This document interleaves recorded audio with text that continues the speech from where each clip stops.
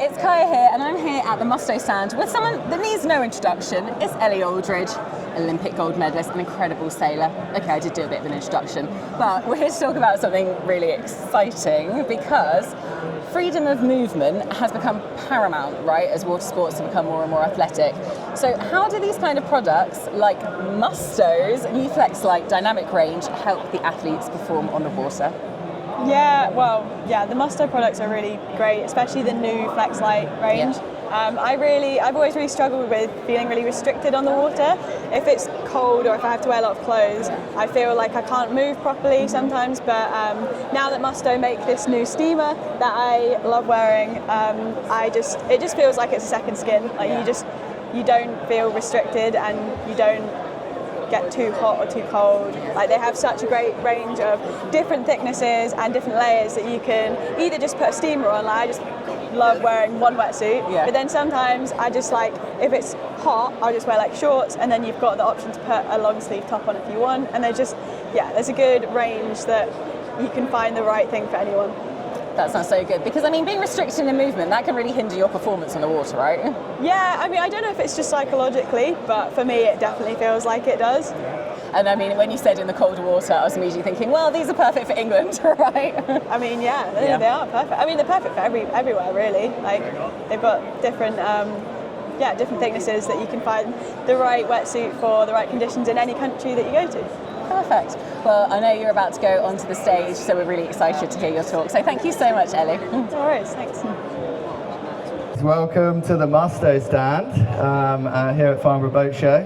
It's an absolute pleasure to be here. I'm Tom Court, free ride athlete, professional kite surfer and video producer.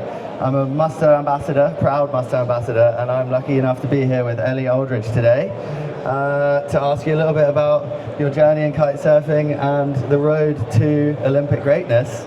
It's very exciting to be here.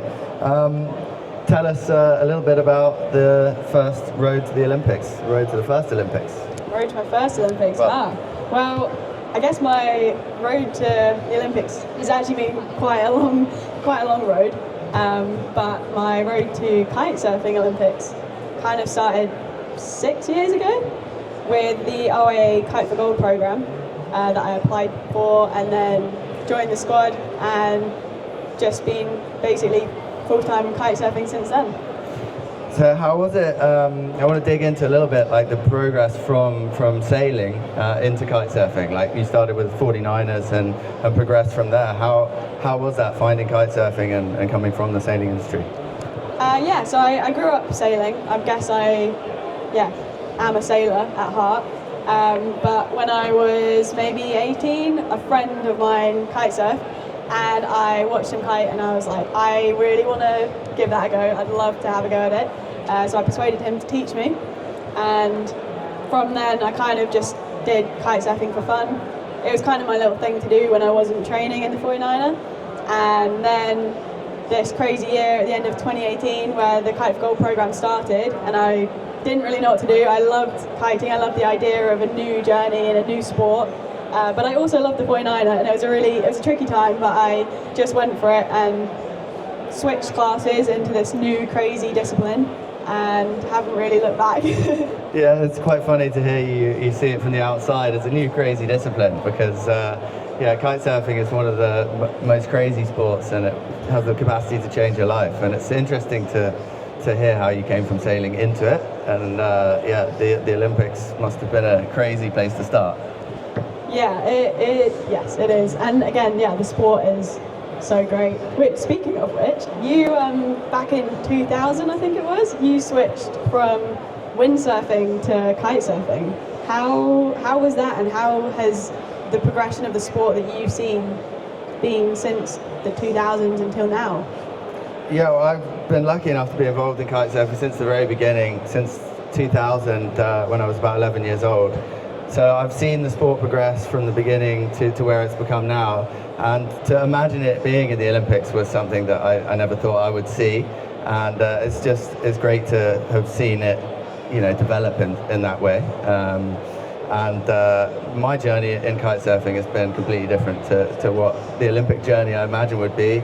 It's taken me to some amazing places, one of which here, Farnborough, the lovely Farnborough. I've considered myself incredibly lucky to have kite surfing in my life. So it's great to see somebody like yourself taking it up and taking it to the very top of sports achievement. And here we are. So what's the biggest hurdle that you've overcome on the road to where you're at today? I think for me, I haven't actually had any really, really big hurdles. I haven't had any big injuries, touch wood, or anything like that so far. But I think just the kind of having to push all the time, like having to always try and stay on top of the game, try and stay ahead, try and think of the next best thing to do to stay at the top, is kind of a constant hurdle. Like every year there'll be something new that pops up that you've just got to try and figure out how to get better, what the next thing to prioritize your time and everything. So I think it's kind of, for me, it's not one big hurdle, it's just always pushing, always trying to get over that next hurdle. Because I think with racing, racing discipline and kite surfing is very different to what you do, I guess. Because kite surfing is such a big sport, it's so varied. Within your kind of disciplines and everything that you've been doing, what's been the scariest trick that you've done, and what's been the coolest stunt that you've done?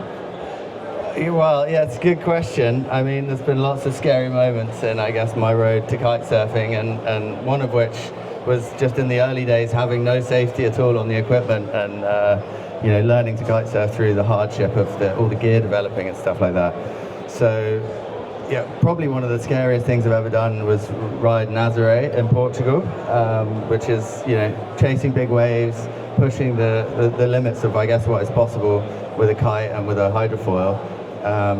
In those sort of abstract environments, that's what really does it for me. And I think it is very different to the Olympic journey, definitely, in terms of racing versus sort of free ride, freestyle side of things. But the sport has the capacity to absorb all of those sort of creative approaches. And I think, one thing that's amazing about this event here in Farnborough, just from wandering around, is how it's unifying all the different sports, from sailing, dinghy sailing, all the way through to wing foiling now, and then, kite foiling, IQ racing.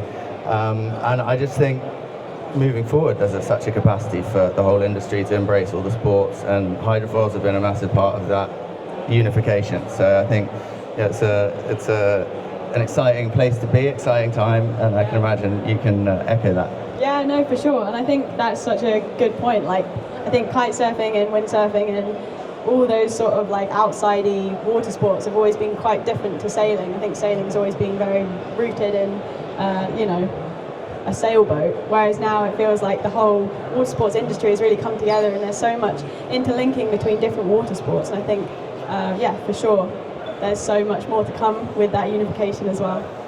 Yeah, it's definitely exciting times, and I think moving forward onto why we're here at the Musto stand today. I'm sure you'll agree with me that when you're chasing performance at the highest level, whether it's Olympic greatness, Olympic racing performance, or sort of freestyle and free ride performance in the hardest conditions out there and biggest storms you can find, it's the equipment that really can make the difference to the outcome of the day, to the outcome of the campaign.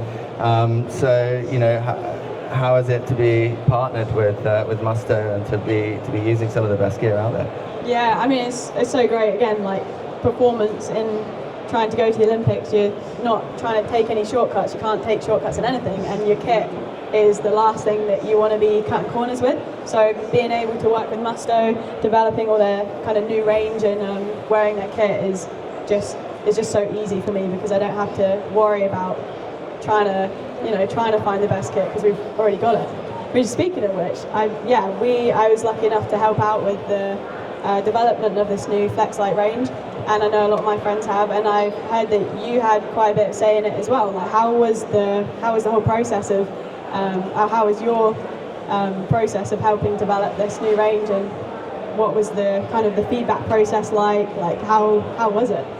Yeah, well, for me, it's just sort of a dream come true, I guess, at the end of sort of in the middle of a career, to be able to get the opportunity to work with Musto, to get involved in the R&D side of a product that really makes such a big difference. You know, I'm in the water almost every day, and I think I've had over 300 sessions in the 4.3 steamer this, in 2024 alone. So yeah, this is the steamer, and it's, you know, one of the best wetsuits I've used, and one of the warmest 4.3 wetsuits that I've used. I've used the 4.3 all the way through the winter here in the UK, which, you know, normally I'd be in a thicker wetsuit at this time of year, but I've been using it all the way through the winter with over 300 sessions. I've been giving Musto detailed feedback all the way along the way, and it's been a dream process to develop something that really does impact time on the water, makes you really comfortable on the water, and just allows us to be out there for hours and think about nothing else other than the sport. So, you know, it's great to be involved with, and couldn't be happier with the way the products have turned out. So if you get a chance, make sure you go around to the stands and check out the wetsuits, all the build quality, check the seams, check the neoprene, all the inside, it's real soft. The flexibility, and all of the aspects that make these wetsuits so special on the water. Okay. Yes. Ooh. Sorry. Next slide. Okay. So, tell us about 2028 and up and coming plans for your next Olympic campaign. Yeah. Well, I guess I had, after the Paris Olympics, it kind of felt like quite a good time for me to kind of step away a little bit. I think I hadn't quite realised how. Well, I kind of did know how much time and how much energy it put into getting to Paris, and when you spend your whole life just going for one goal, like once you reached it, you kind of, for me it felt like the right time to have a little bit of a break. So I've had, stepped back from full-time training for a bit, and I'm starting to get back into it. And then, this year I'm just going to ease my way back into training and doing a bit of racing, and then see what happens from there. Nice. Well, excited to follow the whole journey and see where you go from here, and look out for you on the water. Hopefully we'll get some sessions in too. Yeah, for sure. Now I'll be in the UK a bit this year, so we'll definitely. Okay, perfect. Time to get into some storms then.